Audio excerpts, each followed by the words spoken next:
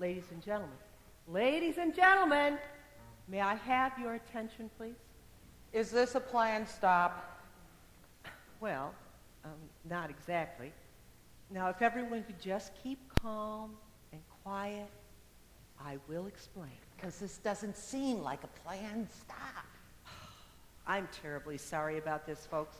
As you know, we had intended to make it to Jerusalem by the evening, but I assure you that there is a luxurious 3-star inn located amazingly close to that great temple in Jerusalem that is being built by the Jews. And even though it is under construction, maybe when we get there, we'll be able to see them hauling some of the stones and laying them in place.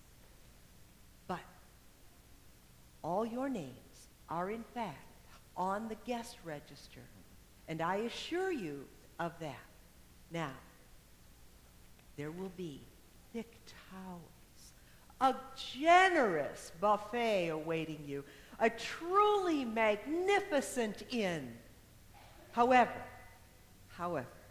due to the unfortunate incident with our lead camel, of which I'm sure that you're all aware of by now, probably more than aware, we're a little stuck here, so to speak. We're only about 10 kilometers out from the holy city. We simply will not be able to make it to Jerusalem this evening, and I'm afraid that we're stuck here in this little town of Bethlehem. Yeah, right, Bethlehem.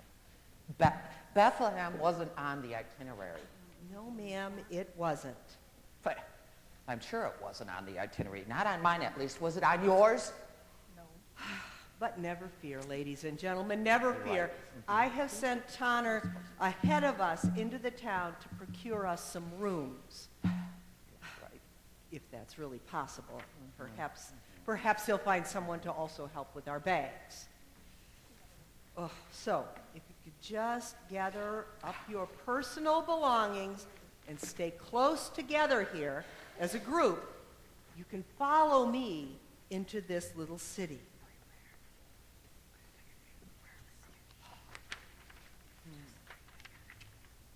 Now, as we make our way into the town, I want you to make sure that you drink in all of it. The sights, the sounds, even the smells of this tiny little country village. Consider it an added extra to our tour. A glimpse of the Judean countryside and small town life that most other tour groups never get to see. Excuse me, sir? Yes, ma'am? This area, this little town, it wouldn't happen to have any historical significance, would it? As a matter of fact, this town does have historical significance, far greater than its tiny, tiny size. Really? I knew it. This place just had the feeling. You, my friends, are honored, ladies and gentlemen, to be entering into the birthplace of a king. Arguably the greatest king these parts have ever known. In fact, Bethlehem's nickname to this very day is the City of David. We'll have opportunities to talk more about him later, I'm sure. Asher, stay close. Yes, Mother.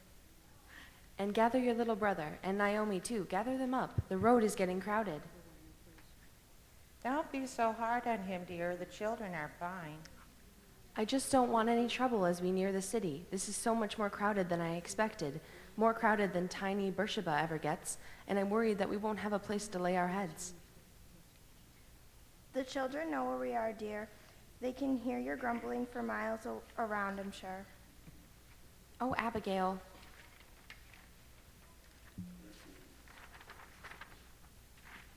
And as for a place to stay, you know we're always welcome in Uncle Daniel's. With all these relatives coming into town, I wouldn't be surprised if Uncle Daniel's place is full. Dear Father, here they are. Naomi was over there playing with that family's goat. There, see, dear, we're all together. The Lord will provide. Yes, dear, Caesar will take, but the Lord will provide.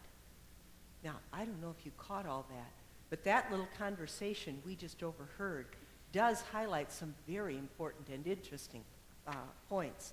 It seems that there's another ruler's presence that's being felt here strongly in the city of David at this particular time.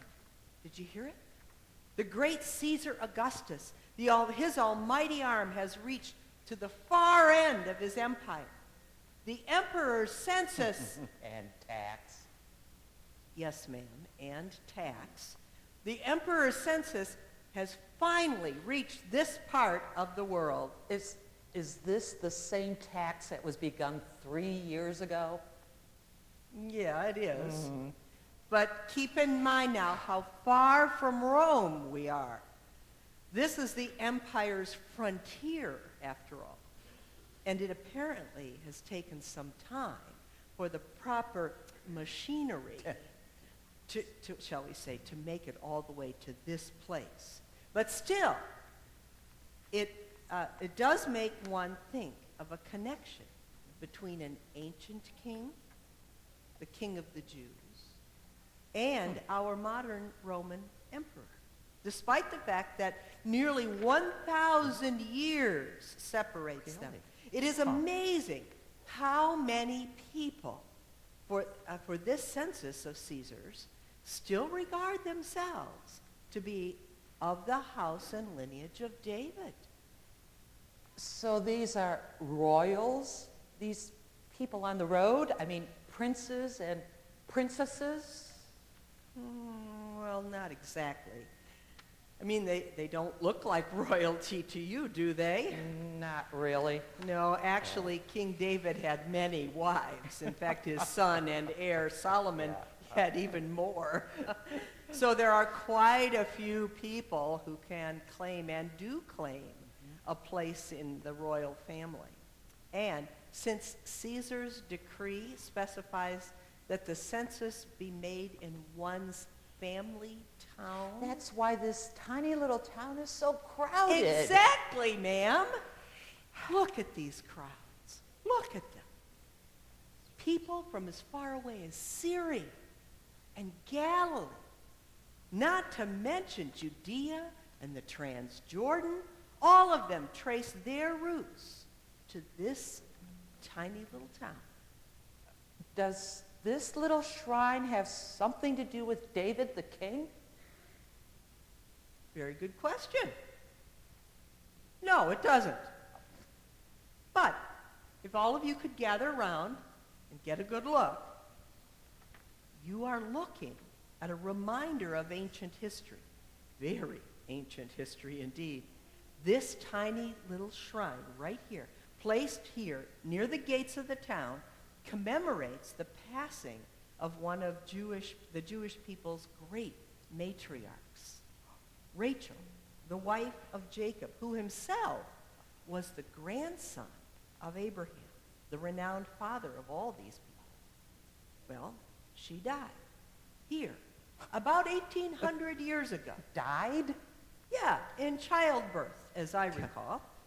She was giving birth to her second son, Benjamin, who was the 12th and final son of Jacob. 12 sons? Well, great nations have to start somewhere.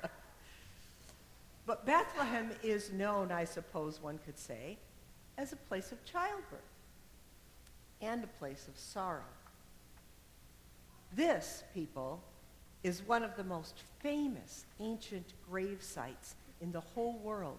And because of what happened right here,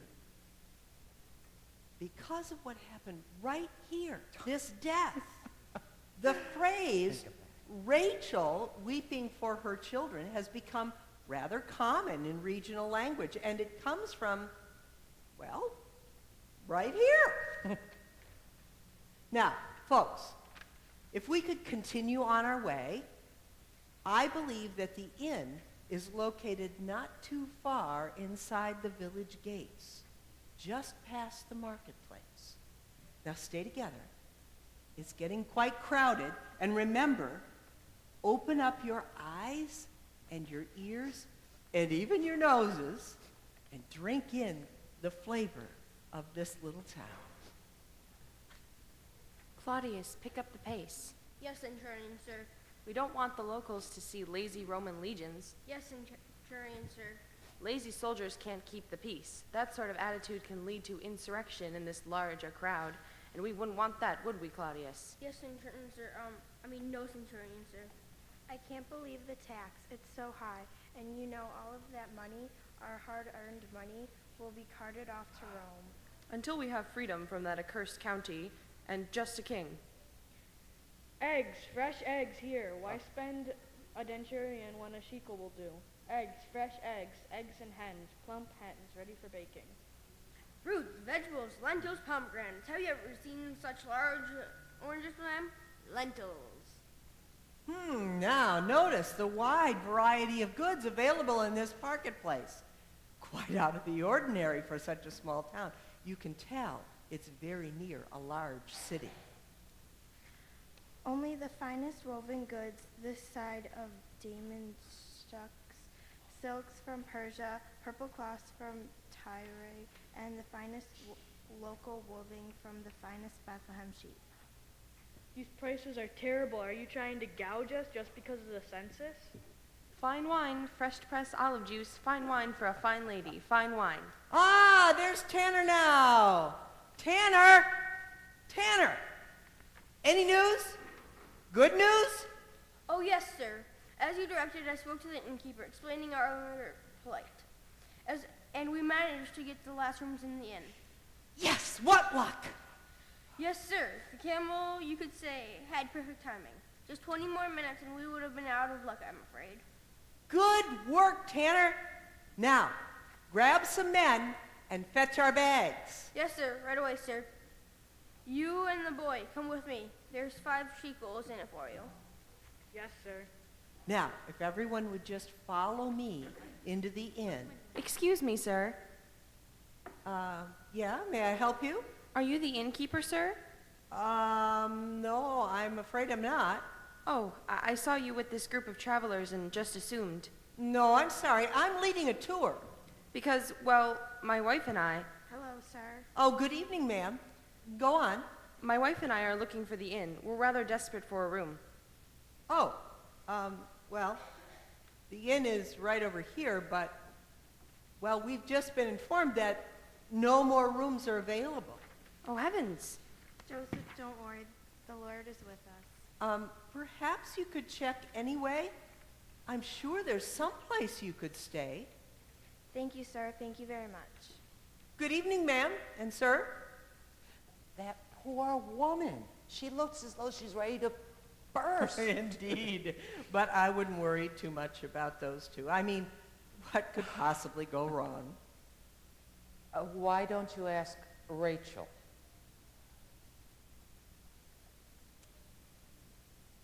Ma'am, I don't mean to be callous. Really, I don't. But that poor couple is hardly our concern. Remember, people, our concern on this tour, what we call it, the broader scope of history, great people and events that have changed the world. Now, let's talk to the innkeeper, get our rooms, and get comfortable. I may have thought of an interesting evening activity, and we will want to get our rest. Now, hopefully Tanner will be back soon with our bags.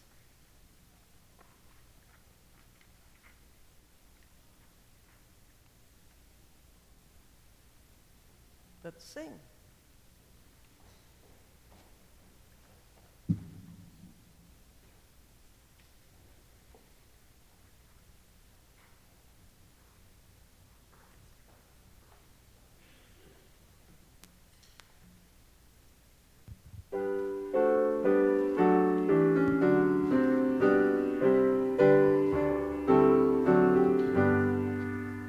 O come, all ye faithful,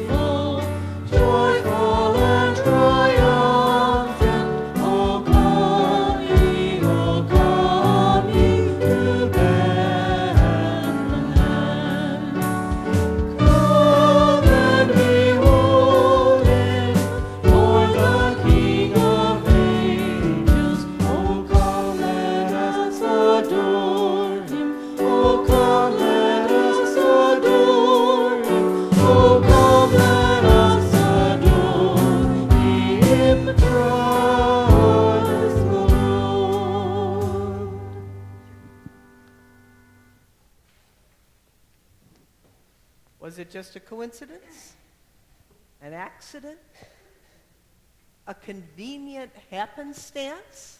I mean, the camel broke down. Now, I don't know how a camel breaks down, but somehow that camel just would go no further. And our tour group just happened to be, coincidentally, stuck in Bethlehem. But it almost seems too convenient, doesn't it? The incident just happens to happen in Bethlehem, of all places. And right about the time of Caesar's census, and there just happens to be this young couple. She's 9 months pregnant. They happen to be looking for some sort of lodging for the night. And because our tour group just happened to be conveniently taking the last rooms at the inn,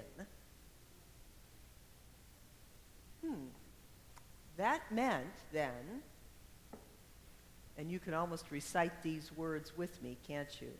There is no room for them in the inn, is there? Coincidence? And you know who they happen to be, don't you? Mary and Joseph? Is this just a coincidence that it happened like this?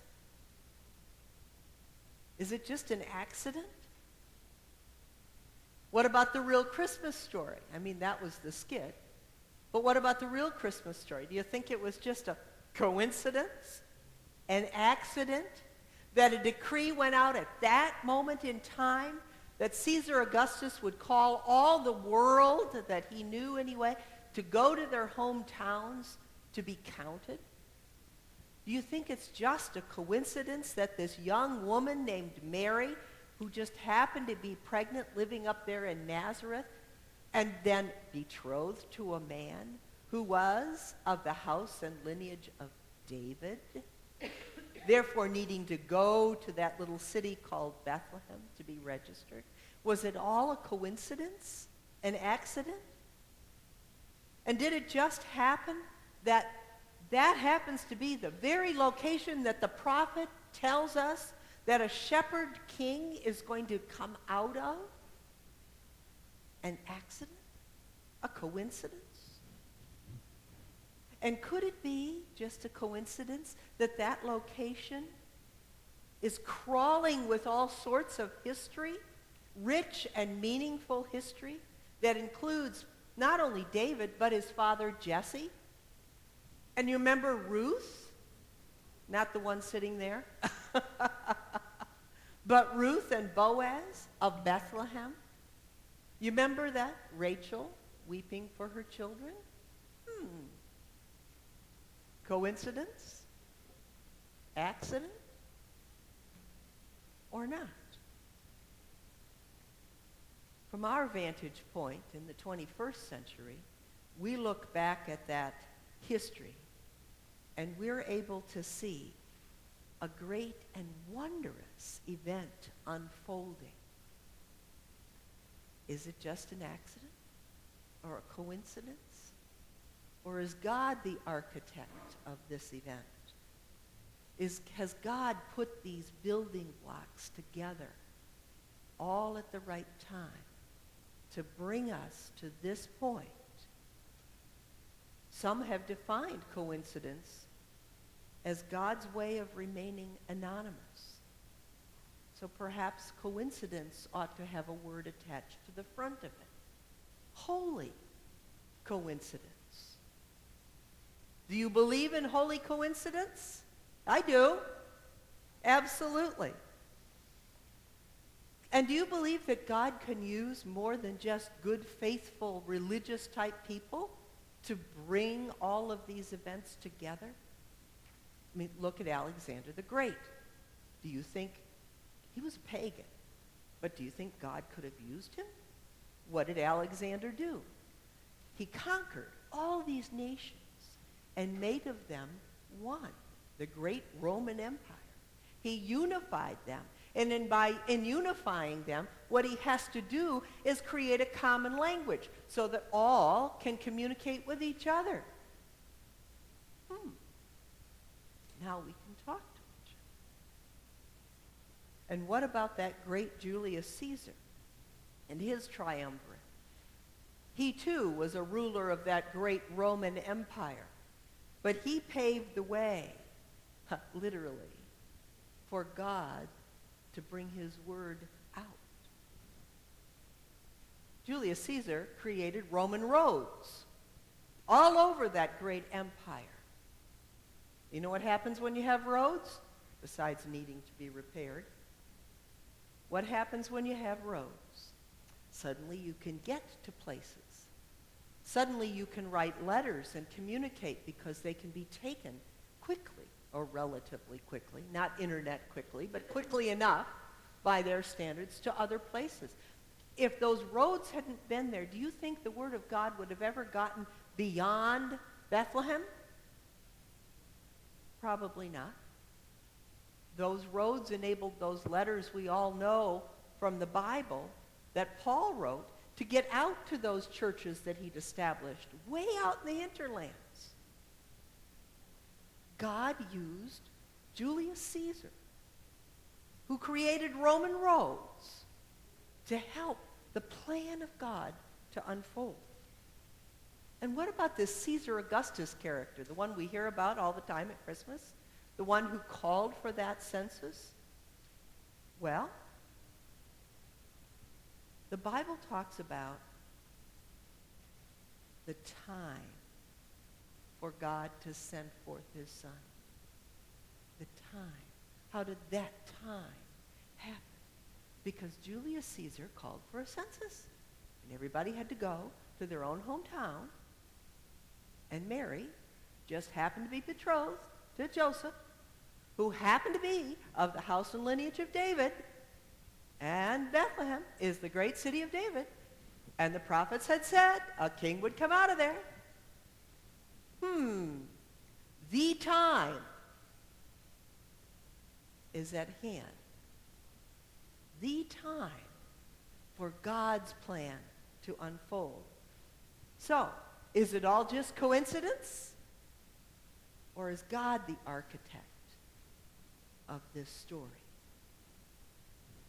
Let's take it a step further. Look at the crucifixion of Jesus. You think that was just an accident? Was that just a coincidence? I don't think so. Perhaps a holy coincidence where God's hand is evident. Did Jesus just happen to die? I believe God was the architect of even that. Now, if God can bring all those things together 2,000 years ago, what could he do today in the 21st century in your life? Could God use the situations you find yourself in? Could God use the situation even of our country? The cliff of the economy? Could he use those to help his word be proclaimed? Coincidence? Accident? Perhaps holy coincidence. I think we in the 21st century need to open our eyes to how God uses the world events and uses our lives to proclaim the good news or help us to better understand that good news in our own lives. Is it an accident or a coincidence? Let me use the flood buckets that you all saw gathered last week. Some of you even helped carry out, I understand. Glenn, thank you for taking them all the way to Syracuse. That was a devastating event called Sandy, wasn't it? Do I believe God caused that hurricane? No, I don't. But I believe God used that hurricane to plant a seed of service in the hearts and minds of the congregations of Lutheran congregations of Western New York. I challenged them as their dean to think about 1 flood bucket for every 40 people in worship on average. 1 flood bucket. That was all. Some of our smallest congregations that barely worship 40 showed up with 10 flood buckets. And a hurricane called Sandy swelled in us that command of God to serve one another, to care for one another. Coincidence? Accident? I think God used that hurricane to fire something in our hearts that caused us to respond. It'll cause you to take angels off of a tree out there and respond to others in need. Coincidence? Accident? I think God is the architect. As he was in Bethlehem, as he was with our tour group, as he was in the birth of Jesus. Take a look at your own lives. Take a good look. And when things just happen to happen, they appear like accidents or coincidences. Ask where God might be in that. Because I'll bet you $1, it's a holy coincidence.